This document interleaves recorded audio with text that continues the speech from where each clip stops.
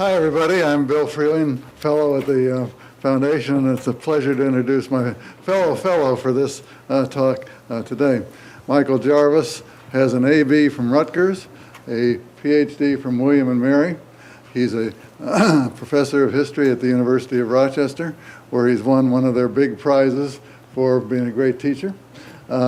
He has published this wonderful book for which he has won the James A. Raleigh Prize of the American Historical Association. And if you want to hear what a really bright young comer in my profession sounds like, give a listen to Michael Jarvis. Thank you, Bill. Thank you, Bill. Because I'm going to be pitching early colonial real estate at you today, I brought along or sent around Walt Woodward's brilliant take or spin updating into modern language company propaganda at the time. So this is a tongue-in-cheek, I guess, little thing to consider. So. Virginia and Bermuda in 1614 were a study in contrasts. Bermuda, the more populous of the two, was home to 1,600 settlers living on a compact little island in the middle of the Atlantic Ocean. Virginia's 1,200 inhabitants were spread among 30 settlements along the Chesapeake's James River. Bermudians enjoyed peace, relative prosperity, and security. Their shores were guarded by formidable reefs and 10 forts mounting 52 cannon. Virginians, by contrast, were fighting a vicious war with their Powhatan neighbors to revenge an attack that had recently killed a quarter of the colony's population. In healthy Bermuda, settler families thrived on small farms. In sickly Virginia, at least 3 out of 4 disembarking inhabitants died as disease, war, and famine took their toll. In Bermuda, women and children made up nearly half the population. In Virginia, men outnumbered women and children by a 4-to-1 ratio. Tobacco was the signature staple of both colonies, but Bermuda's crop was consistently larger and generally of better quality. Bermuda had turned a quick profit for its English investors and settlers. The Virginia Company, by contrast, was a notorious money pit verging on bankruptcy. The Crown would revoke its charter halfway through the year, while the Bermuda Company would last another 60 years. For English investors and colonists alike, the quite different reputations of successful Bermuda and struggling Virginia were firmly established by 1624, both in print and in the dockside reports of returning sailors. One colony promised a safe, bright future. The other offered danger, hardship, and uncertainty. If you were an English migrant disembarking in 1624, bound for America, where would you go? The stark differences between Virginia and Bermuda in 1624 obscure how extensively intertwined the histories of these two sister colonies in fact were. They were cultivated as two branches from the same tree, planted by the same group of English backers. Their parent companies had virtually identical institutional structures, pursued similar developmental strategies, and made policy innovations within months of each other. Indeed, for Bermuda's first 3 years of deliberate settlement, the Virginia Company directed both colonies' development. John Smith even bound their histories together in his General History, published in 1624. Although they became quite different places, Bermuda and Virginia were always intended to complement and support each other. To understand Bermuda and Virginia's early colonization, we must consider them together as twinned mainland and island ventures, harnessing the same English expansionist impulse.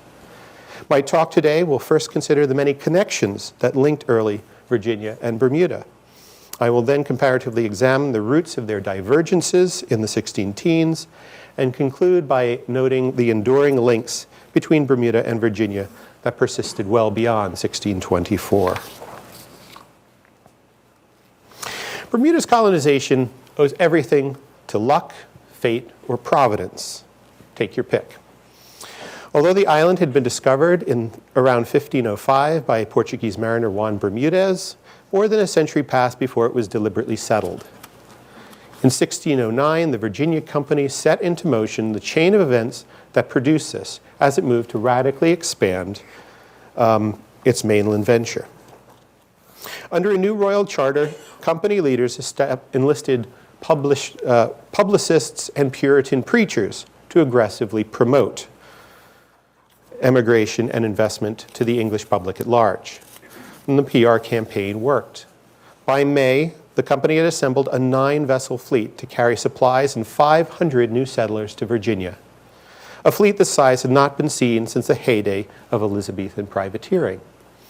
Its flagship, the Sea Venture, carried 150 passengers and crew, including Virginia's new governor-designate, Sir Thomas Gates, and its admiral, Sir George Somers. Gates was in charge with reforming the colony's hitherto dysfunctional leadership. Somers, famous for his past raids against Spanish America, was ready to fight off attack should they materialize en route. And again, Spain was protesting England's colonization in Virginia at the time. The fleet departed in May and made a fairly fast Atlantic crossing by taking an experimental, more northerly route. And just to point this out, the ships, the normal course would have brought the vessels all the way around that way to Virginia, the original 1607 track. The new route was going to track much more northerly to Virginia and shave about 3 weeks off the passage time, which mattered in terms of both the provisions you had to load as well as the cost in human life, because oftentimes passengers were dying as they crossed. A week short of making Virginia's capes, an intense hurricane struck the fleet. Over the next 3 days, the Sea Venture's crew waged a constant but losing battle against raging seas and a leaking hull.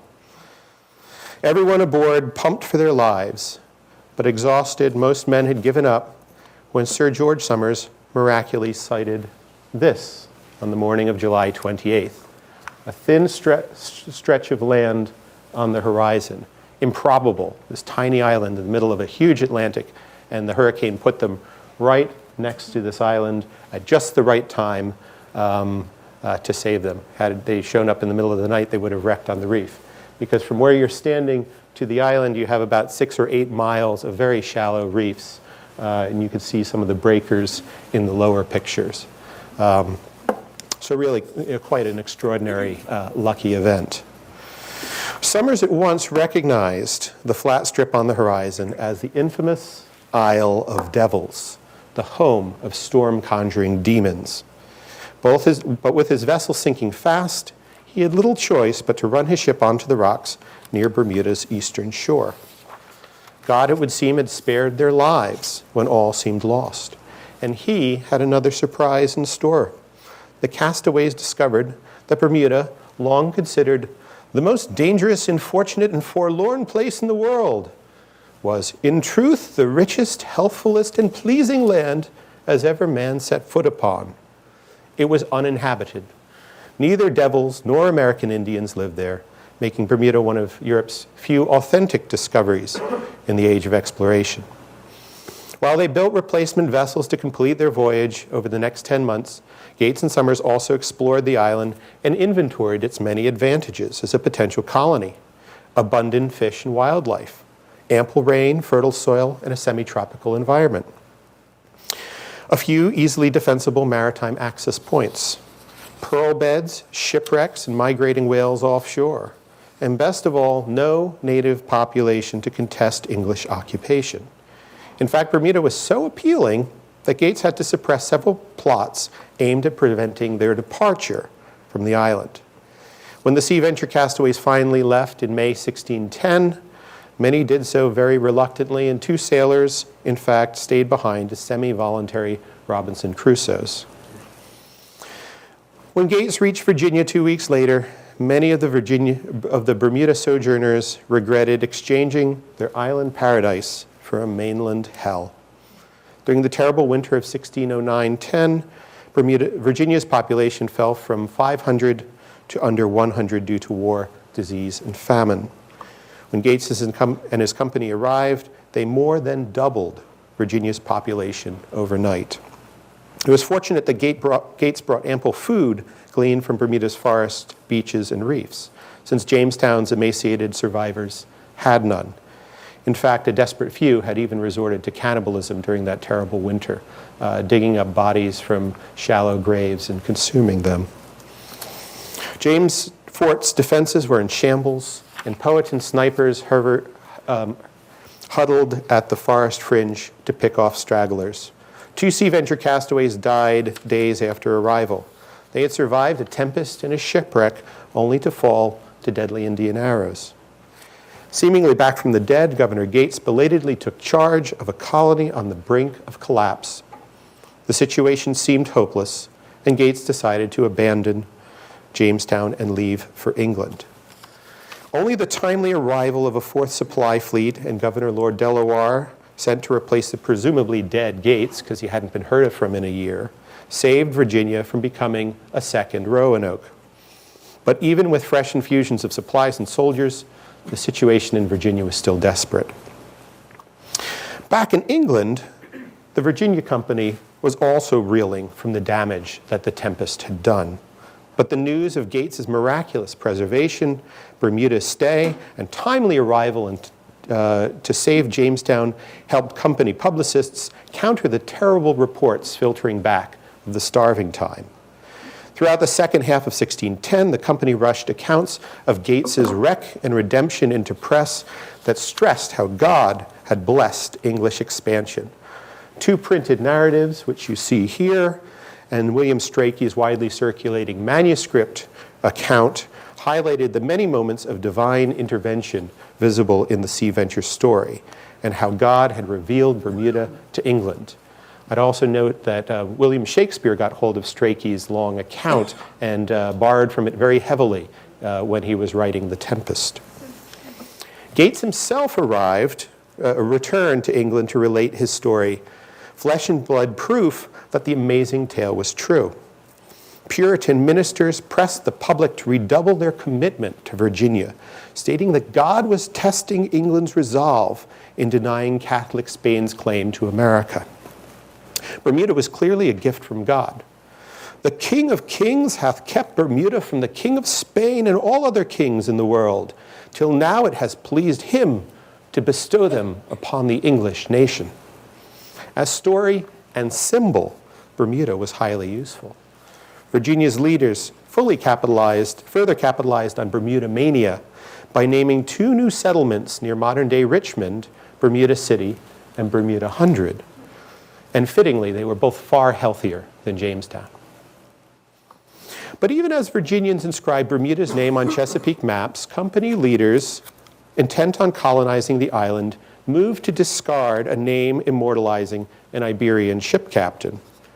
Virginiola was considered as a replacement in 1611, but linking the promising new venture with the struggling mainland one seemed counterproductive. Instead, Bermuda was christened the Summer Islands, a new English name that celebrated heroic Sir George Somers. He died upon returning there in November 1610 to fetch more food for Virginia. In fact, he died 400 years ago today. So this is a particular resonant day to be giving this talk.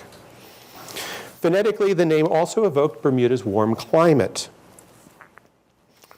Settling Bermuda would shore up the Virginia colony, since the aidful vicinity of Bermuda, just 2 weeks' sail away, could furnish beleaguered Chesapeake settlers with regular supplies of provisions, which would both relieve their current precarious reliance on Indians for food, as well as cut from the company's bottom line. By June 1611, diverse people of eminence and rank had persuaded the Virginia Company to send a colony thither and subscribed a general purse to that end. Bermuda's reputation as a place so opulent, fertile, and pleasant ensured that swarms of people desired to be transported there. In Bermuda's semi-tropical climate, settlers hoped to cultivate sugar, wine, olives, oranges, and other lucrative staples that had failed to thrive in Virginia, the better to reduce England's reliance on Iberian imports. In March 1612, the company obtained a new royal charter that extended its territory to include Bermuda. and a few weeks later an undercompany was created for the sole purpose of colonizing the island. Bermuda beckoned as a blank canvas upon which English colonizers hoped to create an ideal settlement, unhindered by either European rivals or Native American inhabitants. In Bermuda, the Virginia Company quickly achieved the success that had persistently eluded it in Virginia. Governor Richard Moore and 60 pioneer settlers arrived on the Plow in July 1612 to find 3 sailors whom Somers had left behind had cleared a farm on Smith's Island and planted an acre of Indian corn, beans, pumpkins, and Spanish tobacco already found growing on the island. They also discovered this, actually a much larger version of this, ambergris. I will be very impressed. Does anybody know what, in fact, ambergris is? Sperm whale. It basically, they imagine a cetaceous hairball. So it forms in a sperm whale's stomach and it spits it up. It's a waxy substance that floats, and it is extremely valuable for perfume, although people in the 16 teens used it as medicine as well. They find, this is the size of a bowling ball, the image here. They found one the size of a hogshead, 180 pounds of this, the biggest find of ambergris in one chunk ever found at this point. So you can imagine the sperm whale that this must have come from. These 3 sailors found it washed ashore, and it was worth 8,000 to 10,000 pounds sterling in London. And this windfall, coupled with the 2,000 pounds that Bermuda investors had pledged, kept the cash-strapped Virginia Company alive past 1612. It was deeply in debt at the time, and so this is a huge infusion of capital at a critical moment in the company's history. The lucky ambergris find effectively financed all of Bermuda's colonization costs up front, while also funding much of the cost of fighting an ongoing war with Powhatan Indians in Virginia at the same time. A gift from God indeed. During the 3 years that the Virginia Company administered Bermuda, settlement patterns closely followed those used in Virginia. All of the 600 or so colonists sent out were agents or servants of the company, governed by an appointed all-powerful governor. The Bermuda venture shared the same Protestant religious mission impulse as early Virginia, and indeed, Governor Moore and the first settlers entered into a religious compact upon arriving there, pledging their allegiance to God, King James, the company, and each other. And I would note that this predates the more famous Mayflower Compact by 8 years. 2 Puritan ministers arrived early and worked to maintain a Christian commonwealth. The Reverend Lewis Hughes advised emigrants to leave their sins behind them and come hither, as it were, into a new world, to lead a new life. Idle and lewd persons, Hughes warned, are now and then towed at a boat's stern up and down the harbor to cool them off a little. As in early Jamestown, Bermuda's population was concentrated in one place on St. George's Island. So again,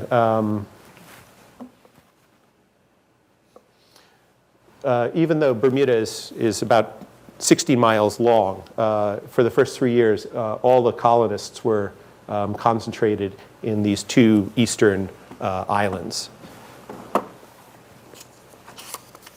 And like Virginia, the first settlers immediately began building forts to secure possession. Moore built 8 during his 3-year term. And in fact, Moore completed his fort on Castle Island, located right down here, just in the nick of time to scare away 2 Spanish scouting vessels in January 1614. Spain was actually preparing to invade and displace the English from Bermuda and had sent these 2 vessels to reconnoiter. When they saw that cannons were mounted across the 2 accessible channels, they basically gave up their invasion plans. The Virginia Company also unfortunately persisted in dumping too many settlers too quickly upon their colonies. In March 1614, 5 ships arrived with 440 passengers, tripling Bermuda's population and overwhelming Governor Moore's settlement. This, coupled with the arrival of voracious rats, led to a food crisis in the winter of 1614-15. Like John Smith, Governor Moore was forced to disperse his settlers across the island to live off the land. But unlike Virginia's tragic starving time, Bermuda's natural bounty enabled colonists to weather the famine with few human deaths. Bermuda's indigenous cowbirds, utterly fearless of people, in fact suffered terribly. Thousands were killed. Thousands of these harmless birds were killed and eaten over that winter. In fact, they nearly went extinct by 1620. Although Governor Moore experimented with sugar, silkworms, and other commodities, tobacco emerged as Bermuda's main focus. The Sea Venture castaways had found good Spanish tobacco growing wild during their stay, perhaps here at Tobacco Bay. John Rolfe, one of the castaways of the Sea Venture, probably took that tobacco variety with him to Virginia. And by the time Rolfe began his tobacco trials in Virginia in 1612, the 3 sailors who had stayed in Bermuda had already harvested 2 crops and taught Moore's colonists successful cultivation techniques. In 1613, Moore shipped the first English-grown tobacco from Bermuda to London, 231 pounds of pudding tobacco that aped Spanish curing methods. Bermuda and Virginia's early agricultural success thus probably stemmed from the same tobacco plant planted in Bermuda by some unknown 16th century Spanish castaway. In 1615, the Virginia Company relinquished Bermuda to a newly created Somers Island Company. But links between the 2 colonies thickened rather than diminished. In fact, the new company's charter and structure mirrored that of the Virginia Company. And all but 10 of the Bermuda Company's charter shareholders were Virginia investors as well. Leadership and membership overlapped so much between the 2 companies that the company board meetings met on the same days for the convenience of members. Sir Thomas Smith, pictured here, served as governor of both companies simultaneously. For its first colonial governor, the Bermuda Company sent out Daniel Tucker, Virginia's former Cape merchant and a veteran of the starving time. In Bermuda, Tucker imported and implemented Sir Thomas Dale's martial law code from Virginia and adopted John Smith's strict daily work regime to keep settlers profitably employed. From 1616 onward, the Virginia and Bermuda Company shared the same vessels, sending outbound vessels first to Bermuda to drop off passengers and take on food and water, before then proceeding on to Virginia. So Bermuda was sort of this rest stop in the middle of the Atlantic en route to Virginia. Unfortunately for Bermudians, the cargoes they loaded on these ships tended to deteriorate in quality as they had these long Virginia layovers. But this created numerous conduits for settlers, provisions, fruits, seeds, poultry, livestock, and all kinds of plants in great variety and quantity to pass from Bermuda to Virginia. Indeed, Virginia obtained its first potatoes and cassava from Bermuda, paid for it with a cargo of locally made Virginia bricks. A large shipment of 10 tons of potatoes and a great store of ducks and turkeys sent from Bermuda in March 1622 arrived in time to save many Virginian lives in the wake of the Powhatan attack in March. Pioneered in Bermuda in 1617, the magazine ship system was used by both companies. These were individually licensed trading vessels operated by company insiders, and they sold goods to planters and they freighted tobaccos at set rates. So think of a floating company store, a Walmart with sales. They would show up, the settlers would buy from the company agents on board these ships, unfortunately at quite high prices. But again, it was at least a reliable way of supplying the colonists you sent out. People also moved between these colonies. 2 Powhatan Indians aboard the Sea Venture became the first Native Americans known to have set foot in Bermuda. In 1621, one of the late Pocahontas or Rebecca Rolfe's ladies-in-waiting visited Bermuda en route home. And during her stay there, she met and married a Bermuda planter. And the governor at the time threw a lavish wedding feast for the young couple before they proceeded on to Virginia. Edward Waters, one of the first 3 sailors who grew that tobacco on Smith's Island, was the first of many islanders to relocate to Virginia when he moved there in 1616. Some families sent members to both colonies. The Tucker family, for instance, colonized both locations simultaneously. While George Tucker remained in London as an active member of both companies, cousin William and brother Daniel became leaders in Virginia and Bermuda, respectively. The Virginia and Bermuda companies also made policy changes and reforms at nearly the same time, learning from each other's administrative experiments. Bermuda shifted to freehold private property ownership in 1616 in the wake of an island-wide land survey. And you can see that survey here. The sort of very long, thin, narrow strips, each of 25 acres was surveyed in 1616 and 1617. And the company awarded these 25-acre tracts or shares to each company shareholder as a tangible dividend, which encouraged them to quickly send out tenants to develop their property. Sharecropping emigrants with long-term leases became committed colonists and built for themselves and families not tents or cabins, but more substantial houses, and planted not only such things as would yield them their fruit in a year, but also such as would afford them profit after many years. Inspired by its positive effect in Bermuda, the Virginia Company implemented private property ownership in 16, 17, and 18, but with 2 twists. It granted freehold head rights of 50 acres to residents, whereas Bermudians were tenants working for absentee English landlords. And Virginia also granted enormous hundreds or plantations to major investors that in size sometimes exceeded all of Bermuda's 12,000 acres. Both colonies ended martial law in 1618, clearing the way for convening representative, responsive civil government. Virginia called its first assembly on July 30th, 1619, Bermuda a year and a day later in 1620. And both of these assemblies met in churches, which underscores the intertwining of church and state at this time. In both places, the right to elect leaders and draft laws addressing local problems gave settlers a greater stake in their colony. Bermudians passed 15 acres, improving the colony's roads, bridges, and forts, punishing lazy and sinful settlers, protecting young turtles and trees, and establishing minimum quality standards for planters tobacco. The Bermuda Company was more than happy to let Bermudians tax themselves to pay for these improvements, since parliamentarian champions like Sir Edwin Sandys could not in good conscience levy taxes on colonists without their consent, while attacking James I for trying to do the same to Englishmen.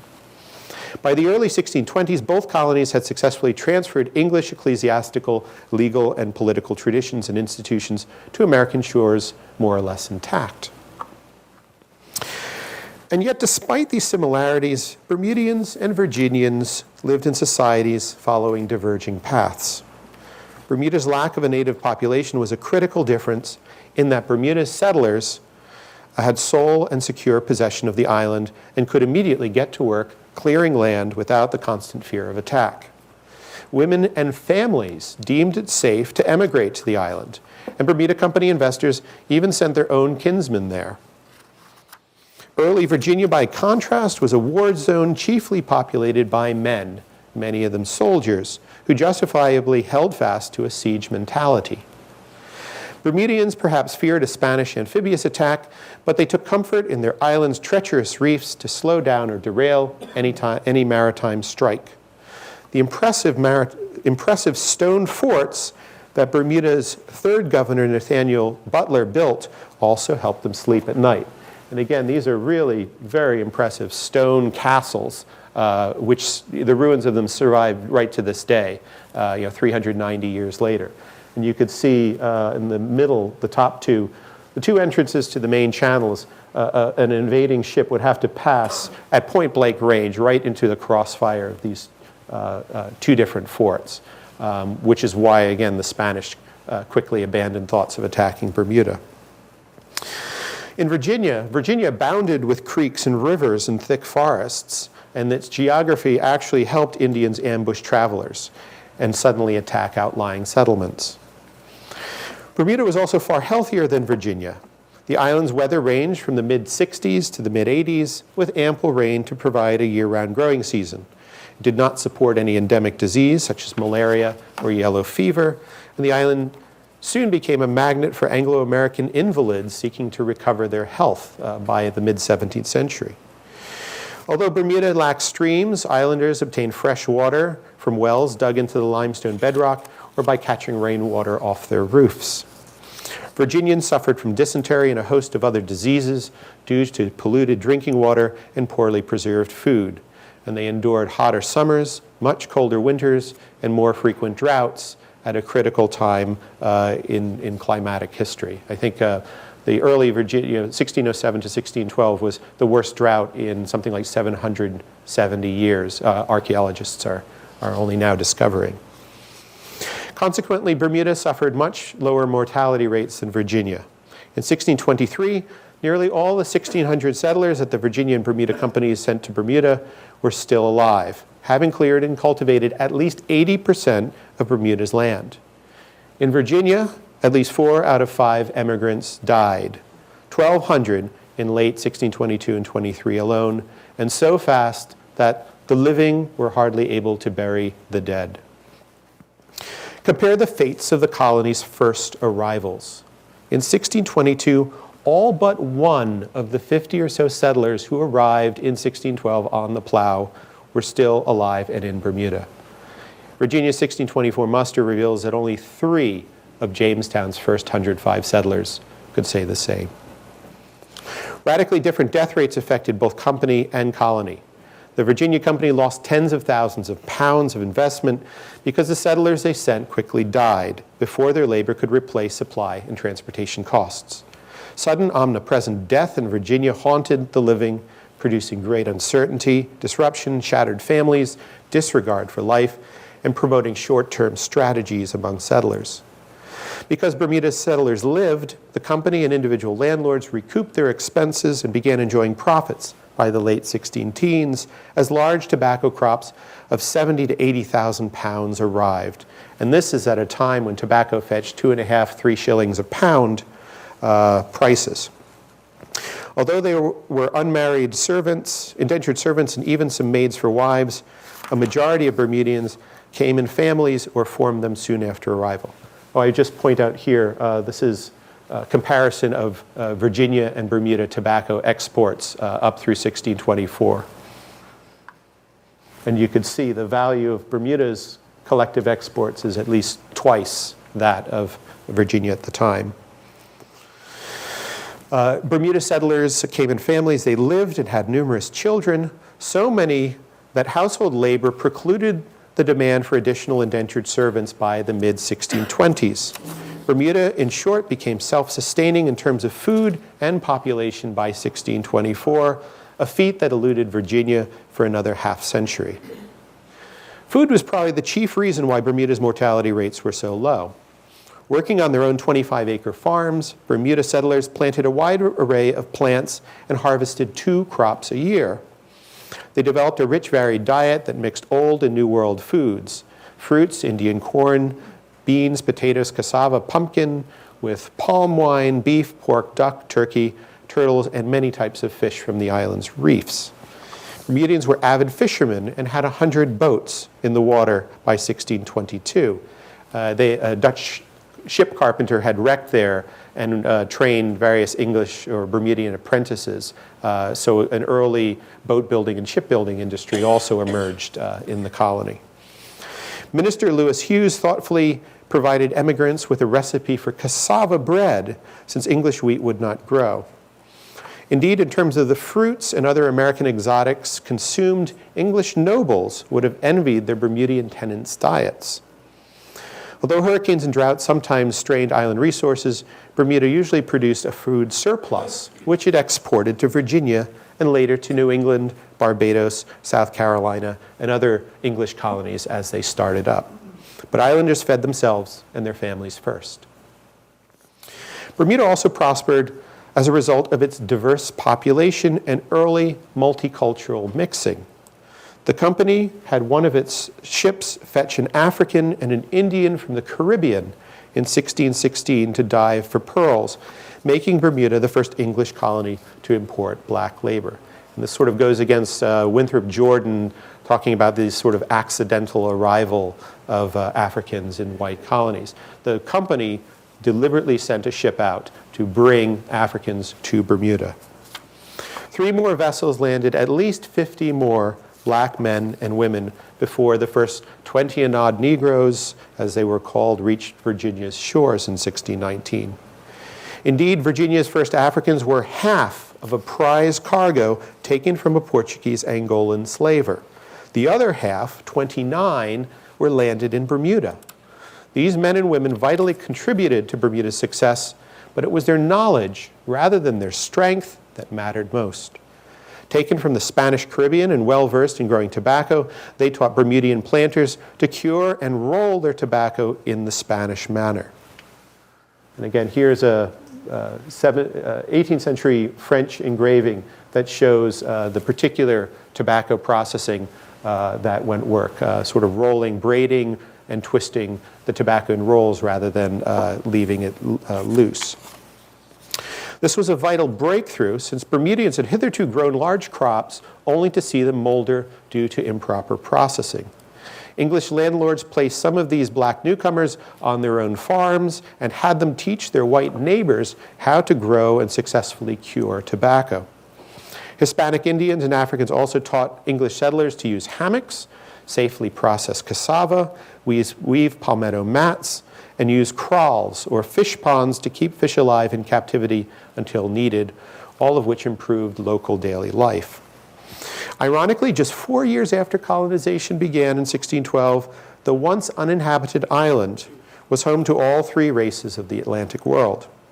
Natural increase among the black and Indian populations ensured that these races would mix and share Bermuda forever after. Perhaps the most powerful element shaping Bermudian and Virginian society was the nature of each colony's space. Bermuda was a finite place, a compact cluster of islands, just 20 square miles in area.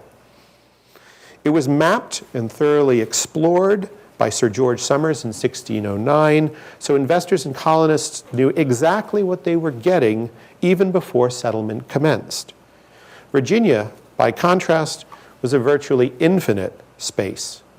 The company's charters encompassed a 420-mile stretch of coastline with no western boundary. And if we only consider the Chesapeake Bay, the arena of Virginia's settlement, it was still huge, covering 200 miles from north to south and boasting 150 rivers and creeks with 4,600 miles of shoreline. It was a vast space that colonists only began to explore after they arrived. Watery highways made for a highly permeable settlement with blurry and easily crossed borders between English and different Indian groups in Virginia. It was very easy to get lost in Virginia, and in Bermuda, you're never more than a mile from the sea. The spatial natures of these 2 colonies concentrated social interaction in Bermuda and fostered diffusion in Virginia. Divided into long, narrow strips, Bermuda's land survey allowed neighbors to live near each other and gave everyone access to the sea for boat travel. And again, you could see here, even though each settler had 25 acres, they could cluster quite, within a few hundred yards of each other along shorelines or around natural ponds and other coves and other features. So neighborhoods, close, compact neighborhoods resembling villages within Bermuda quickly emerged. The modest size of tenants' 25-acre shares, the sharecropping rent arrangements, and long-term leases also discouraged Bermudian planters from intense tobacco specialization. The compact size of Bermuda's 9 parishes and abundance of resident ministers enabled islanders to meet weekly for church services and for all the colonists to gather in St. George's for assizes, militia musters, assembly meetings, and to load their crop on the annual magazine ship. By 1624, Bermudians knew each other well and had long-standing social, religious, political, and neighborly relations. And as their island-born children came of age and began to intermarry, these relations would only thicken. Bermudians sort of, by the 18th century, have more sort of family vines than family trees. Virginians, by contrast, spread out along rivers after 1616, checked only temporarily when war broke out in 1622. Settlement was non-contiguous. English Virginia in 1624 was essentially a cluster of small fortified pockets of residence stretched with wilderness in between. 50-acre headrights and enormous private plantation grants propelled this diffusion, as did colonists' intense focus on tobacco cultivation. Although the same impetus to plant a Christian commonwealth was present in early Virginia, dispersed settlements, the centrifugal materialistic pursuit of tobacco, and a shortage of ministers undermined the sort of close congregationalism that developed in Bermuda. Distance and high death rates led to weaker neighborly and family bonds in Virginia. Widespread access to ocean-going ships enabled Virginia planters to load their crops on their doorstep, making urban entrepôts like Jamestown largely irrelevant. Because deep draft ships could only anchor at one of two harbors in Bermuda, St. George's, which is located here, actually developed as a fairly substantial urban space. Geography, it would seem, led similar groups of Englishmen growing the same cash crop to develop their colonies in very different ways. And I would just also point out again the endurance of these very early Bermuda buildings. This is 1624 John Smith's engraving, and this, you go to St. George's today and you can see the State House, 390 years old, still standing. But let us return to my opening question. If you were an emigrant departing London in 1624, which colony would you choose?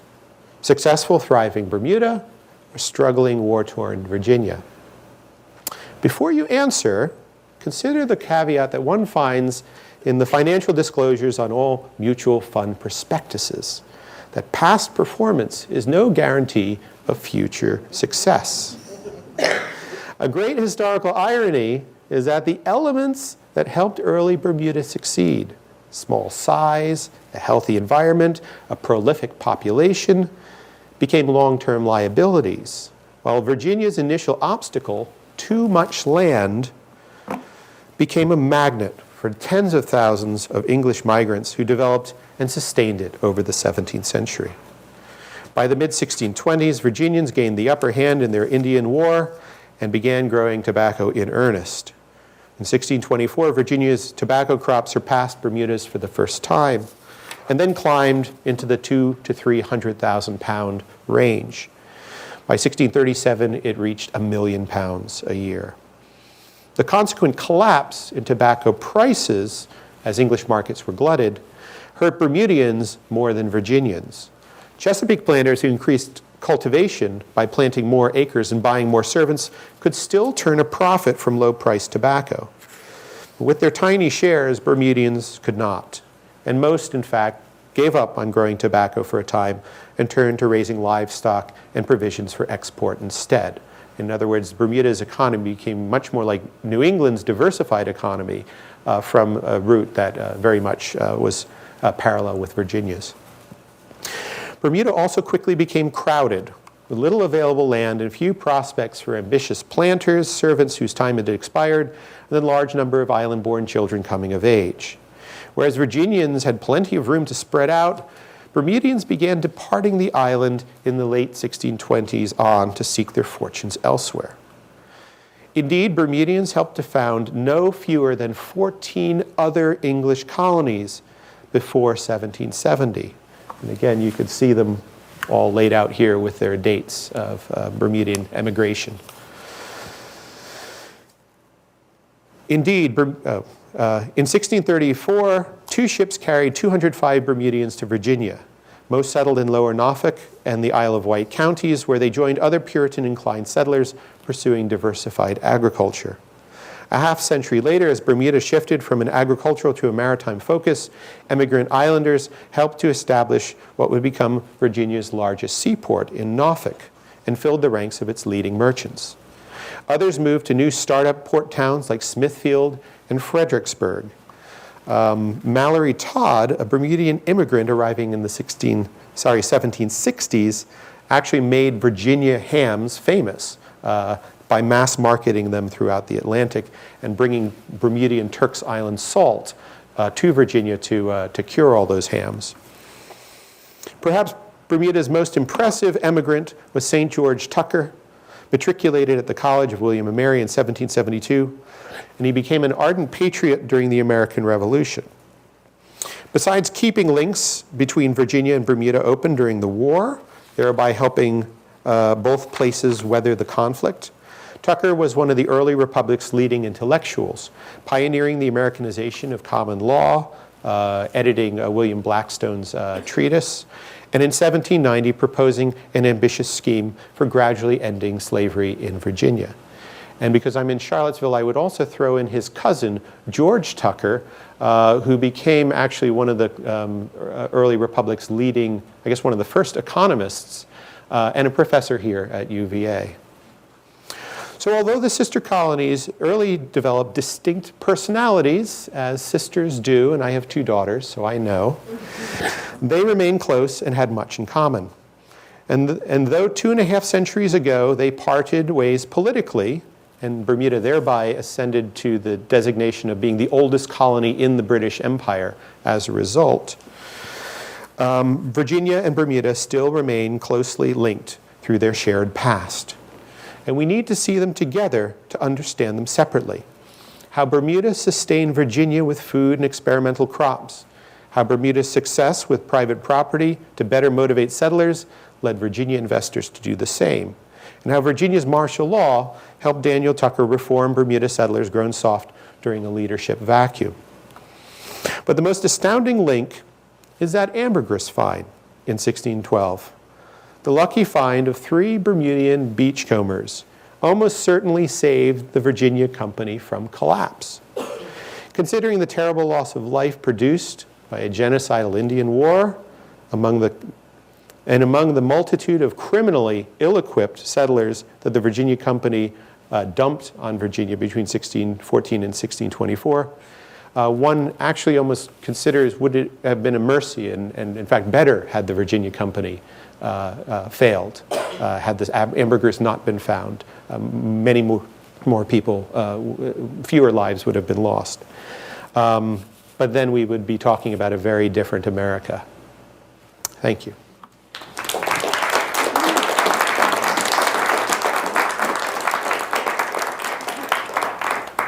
Yes, Jerry. Michael, it was a very interesting talk. You mentioned indentured servants. Mm-hmm. And we know something about what their legal status might have been.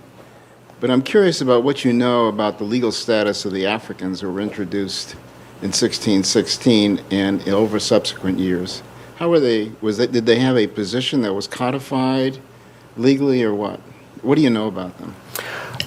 In strict legal terms, they're really quite ambiguous. They are brought by privateers for the most part, except for the first 2.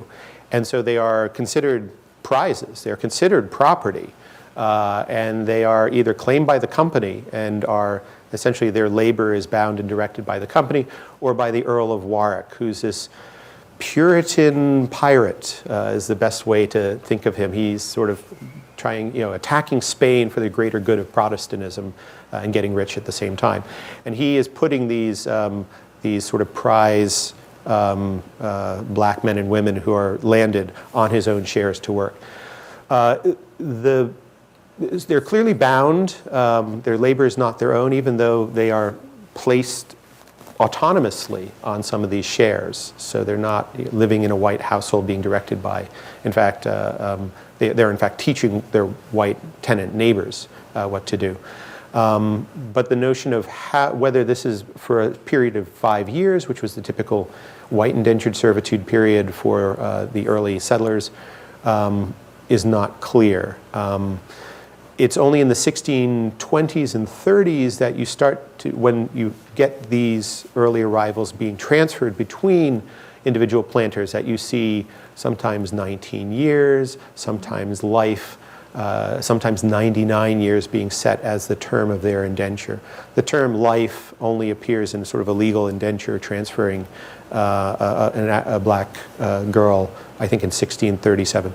So they sort of have, they have unfree black workers taken from the Iberian world very early on, and it takes about 10 to 20 years before customarily and legally they work out exactly how to define them.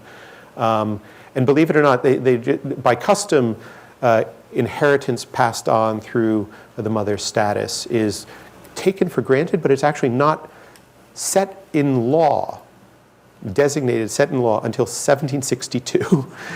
The Bermudians go, oops, we've been just doing this customarily for the past century and a half now, and they finally spell it out in an act in 1762. But they're very much taking their cue from the Iberian world, which many of these English investors know quite well through privateering. So they're bound, they're transferable, they're being treated like chattel, but in fact those legal terms don't solidify for about a decade or two. But good question, and it's a bit of a stumper. I wish I had a more precise answer to give.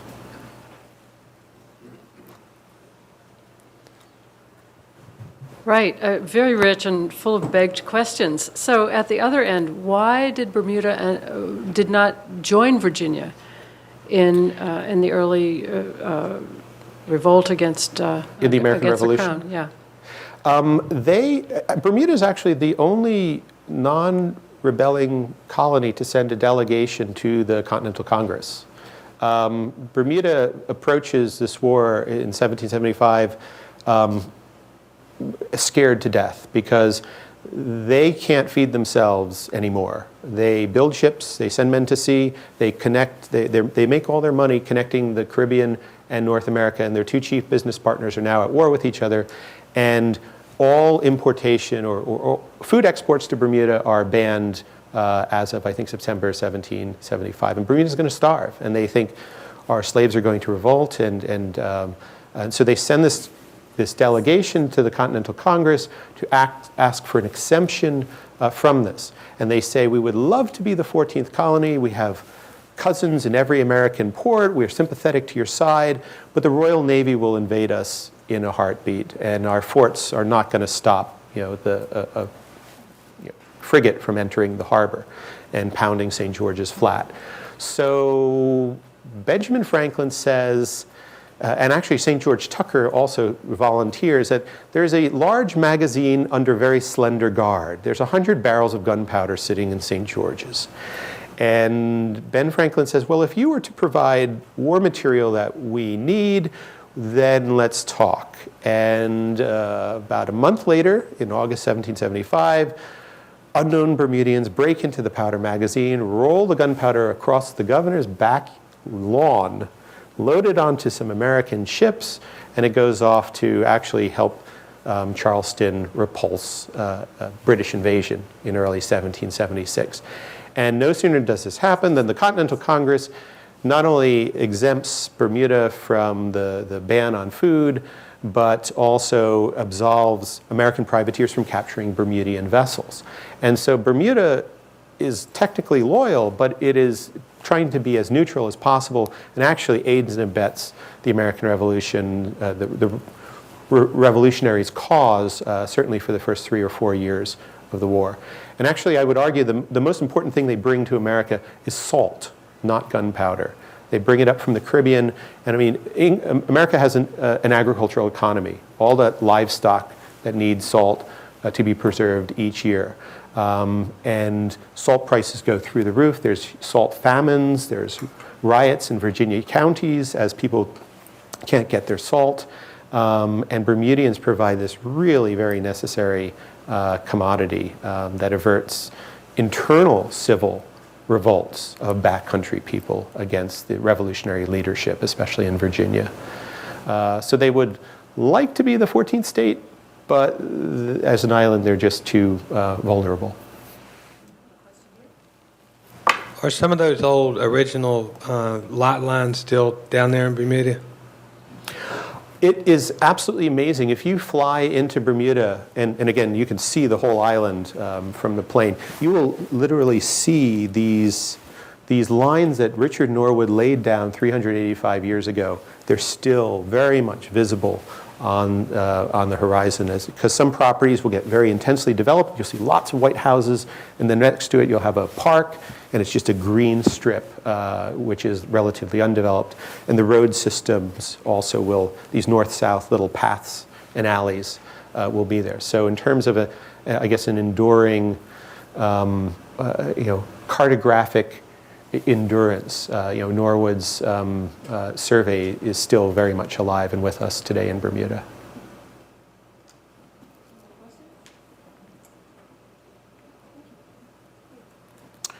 Thank you. So your homework now, and knowing something about Bermuda, is to go and visit it. Go there. Not being paid anything by the Chamber of Congress, but it is a fascinating place. So much history packed into such a little space.